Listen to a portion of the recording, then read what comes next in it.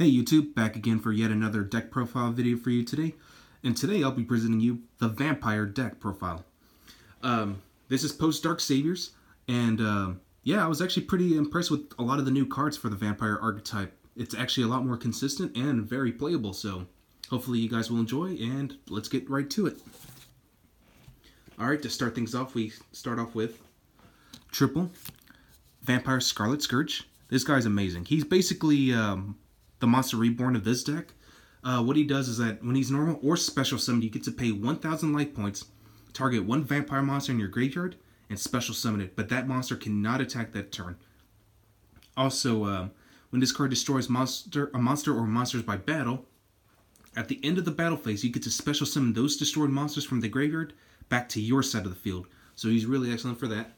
And honestly, he's like, I think he's one of the best vampire cards so far, so definitely want to play him at 3. Next up, we got 3 Vampire Furline.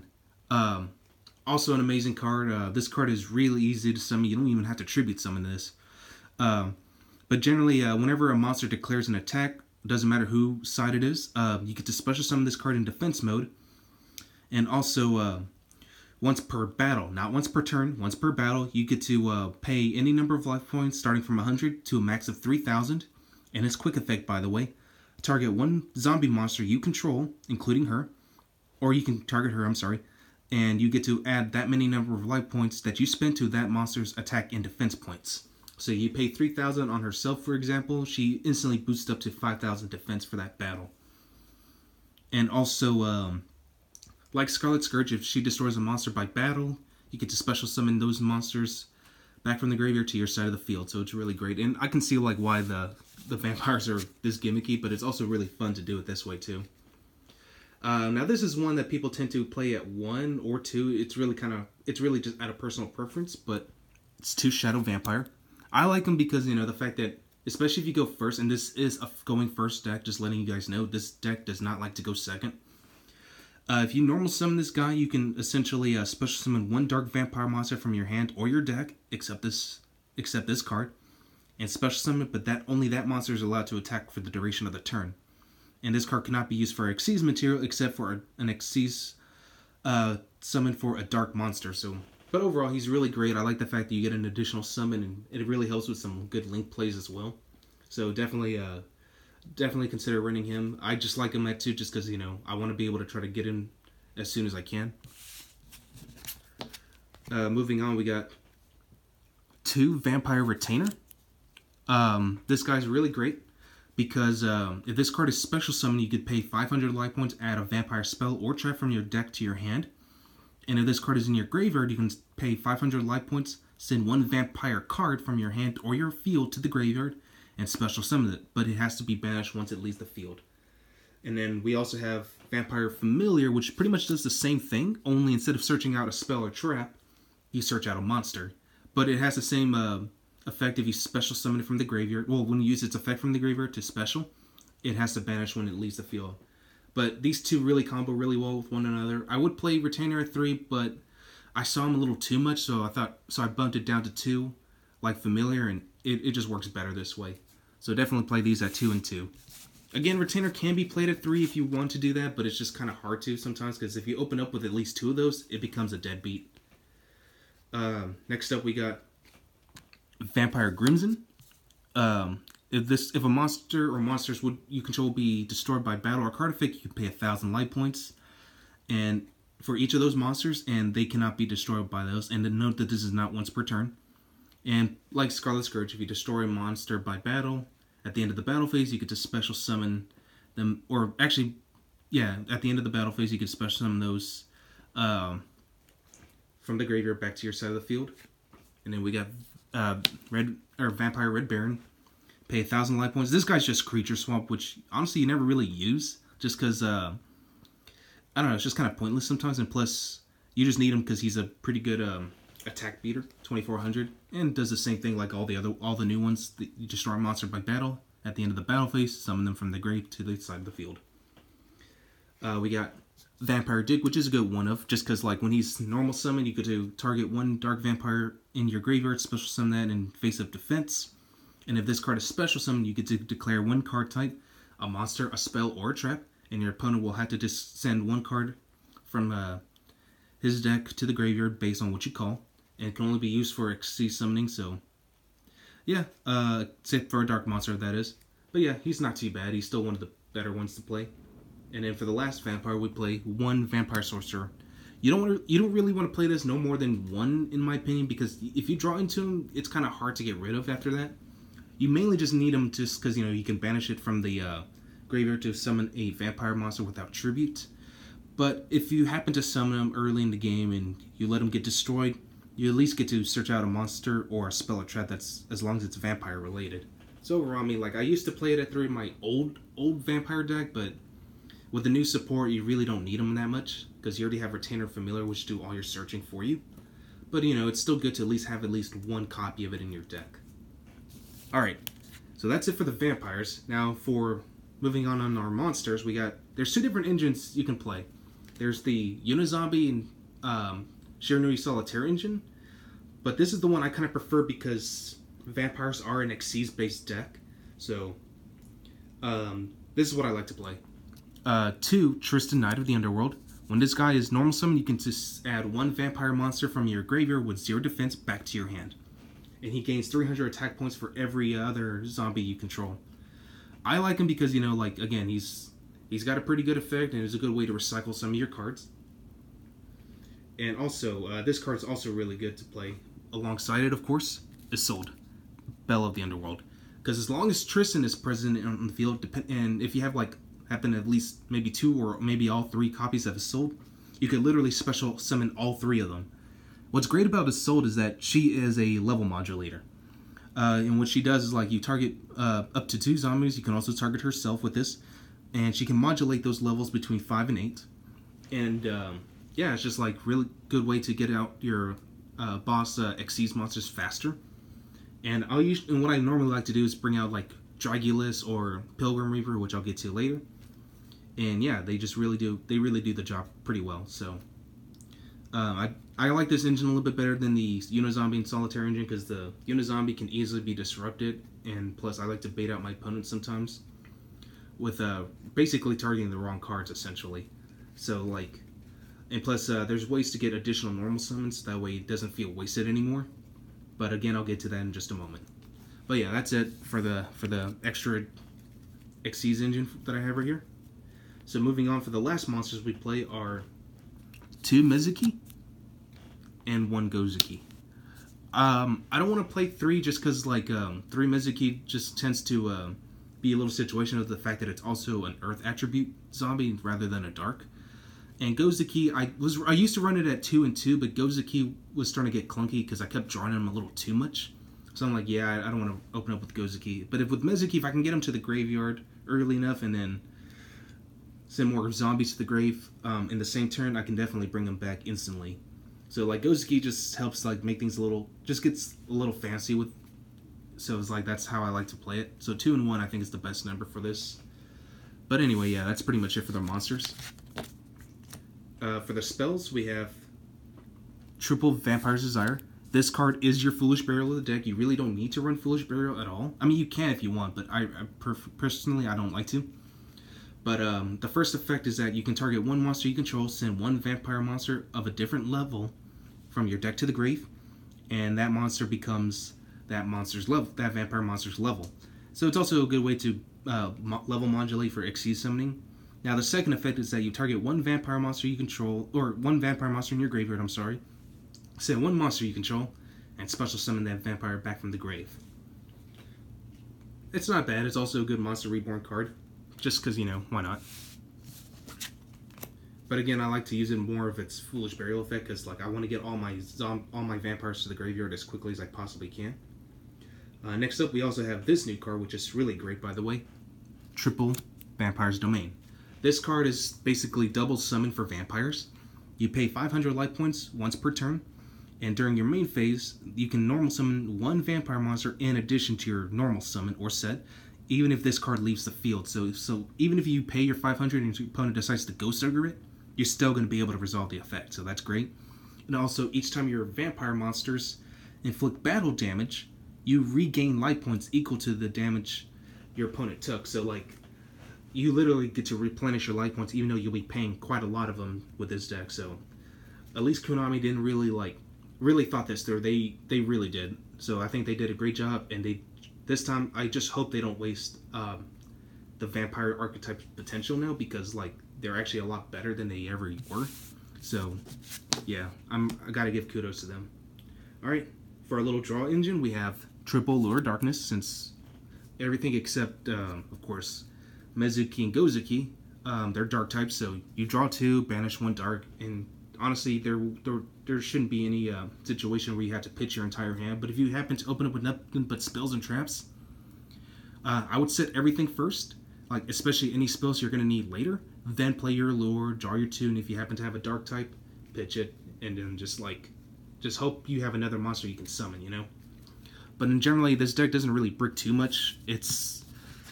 There will be sometimes it might, kind of like, you know, you would do with Monarchs. So sometimes with Monarchs, like there's that every now and then you will brick, but generally, like, you're always bound to have a good hand, so that's why I like this deck so much. And plus, you're going to be able to normal summon quite a lot, so yeah, it's just really great. And then for the singles, we have 1 for 1, because, you know, you also want to get your Vampire Familiar out to the field as quickly as possible and stretch out one of your bigger boss monsters. Monster Reborn, and 1 Book of Life. You don't really want to play no more than that, because Book of Life can be situational, especially because this is a going first deck, and if you open up with it, you can't really target anything in your opponent's graveyard to banish because he has nothing. You went first. Now, there are ways you can get around with that problem if you happen to open up with Book of Life, which I'll get to later. But yeah, I mean, I think 1-1 is just fine. Plus, you're also going to be doing plenty of revival with Scarlet Scourge, so there's really no reason to play any more than that. But anyway, moving on, we got 2 Vampire Awakening. Excellent card. I only play it at 2 just because like 3 does tend to get a little too much. But you special summon 1 vampire from your deck, but you have to destroy it at the end phase of the turn you play this.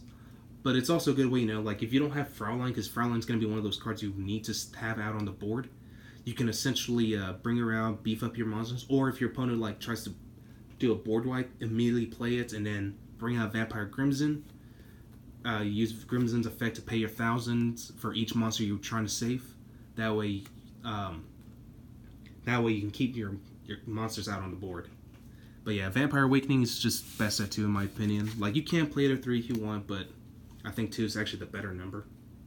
And then finally, the card that vampires have as far as disruption goes, Vampire Domination. I play it at 3. As long as you control a vampire monster, you can negate any monster, spell, or trap card effect, and if you destroy a monster using this card's effect, you gain life points equal to that monster's original attack strength. So it's really great, and it's a counter trap, so it's kind of hard to like beat over it unless your opponent happens to have Dark Bribe or something, which is kind of dumb, but still a great card. Unfortunately, it's once per turn, so, and you have to control a vampire, but that's never a problem because your whole deck is vampires, so yeah, it's still a great card. Alright, moving on to the extra deck now. We have, let's see what we got. Here we go. We have 2 Vampire Sucker. Amazing Link monster. I'm really happy this came out in Flames of Destruction. But, she's basically your Monarch Stormforth. And then she also acts as a Monster Reborn based card. Once per turn, you could literally target 1 monster in your opponent's graveyard, special summon it on your side of the field in defense mode, but it becomes a zombie monster.